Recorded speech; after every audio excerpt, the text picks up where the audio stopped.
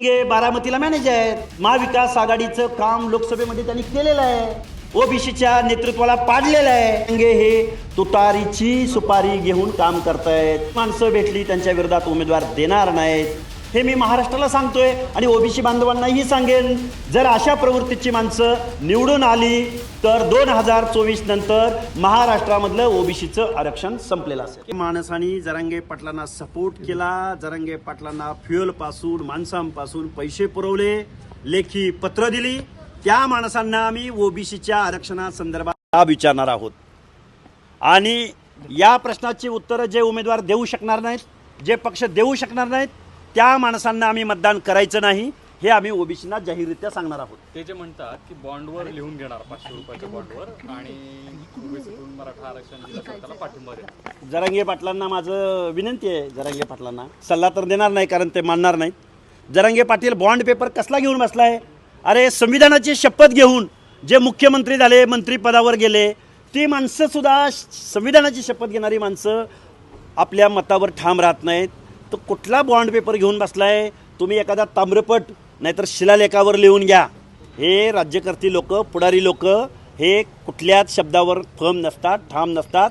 त्यामुळे जरांगे तुम्ही शिलालेखावर लिहून घ्या तुमचा बॉन्ड पेपर. हसन मुश्रीफ ना, आता तुम्ही म्हणताय ना की आता बघा काल रात्री हसन मुश्रीफ भेटले, त्याच्या आधी अनेक नेते भेटले. हसन मुश्रीफांनी त्यांना विनंती केली की माझ्या विरोधात कुठलाही उमेदवार देऊ नका. अशी नेत्यांवर वेळ का आली? मी नेहमी बारामतीच्या नेत्यावरती नेहमी टीका करत आलोय. जी माणसं तिथं जाऊन जरांगेंना भेटलेली आहेत त्यांच्या विरोधामध्ये जरांगेंनी उमेदवार जाहीर केलेले नाहीत, करणार नाहीत, तिथं लढणार नाहीत. जरांगे पाटील हे तुतारीची सुपारी का सुपारी घेऊन तुतारी वाजवणार आहेत हे येऊ घातलेल्या कालावधीमध्ये महाराष्ट्राला दिसेल. पण मग तुम्ही म्हणताय की उमेदवार त्यांनी आता जवळपास यादी जाहीर केली आहे मराठवाड्यातल्या सगळ्या जिल्ह्यात, तुमचं काहीच नाही. तुम्ही यादी 5-10 उमेदवाराची सुद्धा नाही. कुठे लाडगा आला रे? आला कुठं लाडगा आलाय? दाखवा ना मला. त्यामुळं जरांगे पाटील हे स्वतः जाळ्यामध्ये फसलेले आहेत आणि जरांगे पाटलाला यातून कोणीही वाचवू शकणार नाही. जी माणसं रात्रीची येऊन जरांगे पाटलांना भेटतात त्या विधानसभा मतदारसंघामध्ये जरांगे उमेदवार देणार नाहीत. बघूया, महाराष्ट्र बघतोय, आम्हीही बघतोय, आम्हीही ऑडिट करतोय. त्यामुळं ह्या सगळ्या गोष्टी लांडगा आला रे आला या गोष्टीतल्या आहेत. त्यामुळं जरांगेंना त्यांची आता स्वतःची अवकात कळली असेल. आता म्हणतात आम्ही मान ठेवली, मग मान आता गळा कापायचा का नाही कापायचा कळून चुकलं आहे. दलित मतदान देणार नाहीत, मुस्लिम मतदान देणार नाहीत. त्यासाठी एक वेगळ्या मुरब्बी आणि सर्वसमावेशक भूमिका घेणाऱ्या माणसाची या राजकारणामध्ये लीड करायला कुवत लागते, हैसियत लागते. मला वाटतं असं एका जातीच्या घोषणा देऊन एक मराठा लाख मराठा बघून घेईन कसा येतोय बघू, ही भाषा चालत नाही जरांगे. अरे निवडणूक वेगळी, दमबाजी करणं वेगळं, झुंडशाही वेगळी आणि निवडणूक वेगळी. त्यामुळं आम्ही ओबीसी बांधव जे उमेदवार जे पक्ष ओबीसी आरक्षणाला, ओबीसीच्या संविधानिक चौकटीला धक्का लागू देणार नाही अशी भूमिका घेतील त्या माणसांना आम्ही सपोर्ट करू. जी माणसं भूमिका घेणार नाहीत त्या माणसांचा आम्ही पराभूत करू. आणि ही यादी 5-10 लोकांची नाही, आम्ही 101 उमेदवारांची यादी महाराष्ट्रात जाहीर करू. एक दिवस फक्त वेट अँड वॉच, एक दिवस. कारण आमच्याही एका मतदारसंघात ओबीसीनी 4-4, 5-5 ओबीसीनी अर्ज भरलेले आहेत. प्रश्न ना जरांगेंना तुम्हाला तो सेमच विचारायला वाटतो. उद्या 4 तारीख आहे, फॉर्म मागे घ्यायचा अखेरचा दिवस आहे. तुम्ही म्हणताय की यादी आता कसं करणार? काय असतं, 3 वाजेपर्यंत एका मतदारसंघात 3-3, 4-4 लोकांना सबस्टिट्यूट म्हणून अर्ज भरायला लावलेले आहेत. त्यामुळे उद्या जसे अर्ज मागे घेतले जातील आणि एका उमेदवारावरती एकमत होईल. म्हणून उद्या नंतरच ती अधिकृत यादी तुमच्यासमोर येईल. पण माझं तुम्हाला सांगणं आहे की जरांगे पाटलांनी जे उमेदवार देणार आहेत, जे आत्ता त्यांनी नावं घेतलेली आहेत, तिथले उमेदवार त्यांना येऊन भेटले नाहीत, रात्रीचे भेटले नाहीत. म्हणून जरांगे त्या मतदारसंघाची नावं घेऊन मोकळे झालेले आहेत. मला वाटतं तिथंसुद्धा त्यांना उमेदवार भेटणार नाहीत आणि जरी भेटले तर ते एकदम तकलादू कुणाच्या तरी पाडण्यासाठी आणि कुणाला तरी निवडून आणण्यासाठी आणि बारामतीच्या सांगण्यावरनं असतील. यापेक्षा जरांगेंच्या या उमेदवारामध्ये कुठलीही ताकद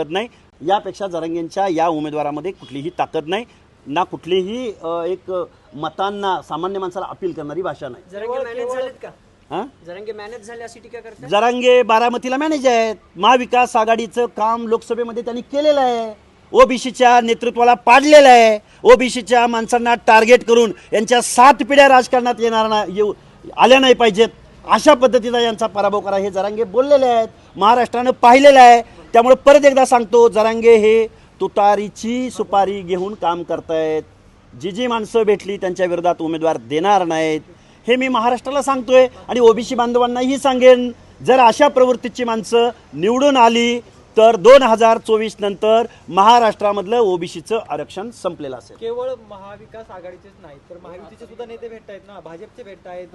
काल हसन मुश्रीफ भेटले, त्याच्या अगोदर राधाकृष्ण विखे पाटील, उदय सामंत हे सुद्धा भेटत आहेत ना. जे जे म्हणून उमेदवार भेटलेत, आम्ही कुठल्याही उमेदवाराला एक्सक्यूज करत नाही आहोत, आम्ही कुठल्याही पक्षाची बाजू घेत नाही आहोत.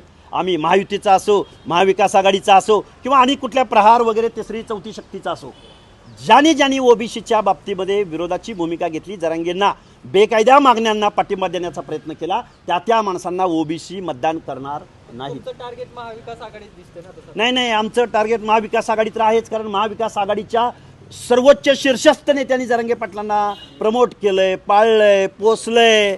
आम्ही का करू नये त्यांच्या पक्षाला टार्गेट? तुमच्याकडे पुरावे काय? आमच्याकडे सगळे पुरावे. तुम्ही तुमच्या मीडियातनं पवार साहेब कधी भेटले, ठाकरे साहेब कसे भेटले, रोहित पवारांची सोशल मीडियाची टीम काय, अरे महाराष्ट्र बघतोय. सगळेच म्हणतोय मी कुणाचं नाव घेत नाही असं नाही. शिंदेचं नाव ज्या बाबा त्यांचे नेते गेलेले आहेत, भुमरे साहेब वगैरे त्यांना वेळोवेळी जाऊन भेटलेले आहेत. नाही पण मागील काही दिवसांपासून तुमची भूमिका फार स्पष्टपणे महाविकास आघाडीलाच केवळ तुमच्या आमच्या ओबीसी बांधवांची एकच भूमिका आहे. ओबीसी शोषित आहे, वंचित आहे. ओबीसीनी कधीही कुठल्या जातीला टार्गेट केलं नाही ना. ओबीसीच्या नेत्यांनी कुठल्या अट्रॉसिटी कायद्याच्या विरोधात वगैरे भाषा बोललेली आहे ना. कधी मुस्लिमांच्या विरोधामध्ये ओबीसीनी दंगली केलेल्या आहेत. ज्या लोकांनी दंगली केल्या, ज्या लोकांनी अट्रॉसिटी कायद्याला विरोध केला, तीच लोक म्हणतायत की आता दलित, मुस्लिम, मराठा एक आहेत. अरे एवढे दूधखुळे आहेत का लोक? ओबीसीमध्ये मुस्लिमामधला 70% प्रवर्ग हा ओबीसीमध्ये येतो. कसा जाईल जरांगेंच्या मागं? जे जरांगे ओबीसीची आरक्षणाची चौकट उद्ध्वस्त करायला चाललेले आहेत, त्यांच्या पाठीशी दलित आणि मुस्लिम कसे जातील? त्यामुळं काही मौलाना किंवा मुस्लिम आहेत ते पण त्यांच्या सोबत. अरे कोण आहेत ते मौलाना? ते काय मुस्लिम समाजाचे नेते आहेत का? ते काय कुठल्या चळवळीचे नेते आहेत का? हो, मुस्लिम समाजामधले ओबीसीच्या अनेक JR काढण्यासाठी शब्बीर भाई अन्सारी आहेत की ज्यांनी संविधानिक काम केलंय, ज्यांनी मुस्लिमामधल्या 60% लोकांना सामाजिक न्याय मिळवून देण्याचं काम केलं आहे. त्यांनी जर प्रतिक्रिया व्यक्त केली असती तर मी निश्चित त्याच्यावर प्रतिक्रिया दिली असती. कारण शब्बीर भाई अन्सारींचा शब्द मुस्लिमामधले ओबीसी पाळतील. दलित बांधवा, दलित चळवळ ही तर मुवमेंट आहे. त्यामुळे त्यांना माहिती आहे मराठवाडा विद्यापीठाच्या नामांतरणाच्या वेळी काय झालं. आणि मराठवाड्यातल्या लोकांच्या, दलितांच्या जखमा आजही भरून निघालेल्या नाहीत. विशाळगडाचं प्रकरण मुस्लिमांनी आजही विसरलेलं नाही. त्यामुळे जरांगे काय बोलतायत हे मला वाटतं आजचा आणि उद्याचा दिवस. उद्यानंतर जरांगे नावाचं वटवाघूळ ज्या महाराष्ट्राच्या मानगुटीवर बसलेलं आहे ते उद्या 3 वाजल्यानंतर ते इतिहास जमा झालेला असेल.